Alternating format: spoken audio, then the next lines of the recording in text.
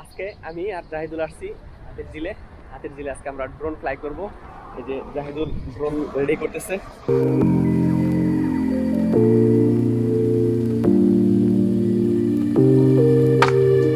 Propeller তৈরি করা হইতেছে।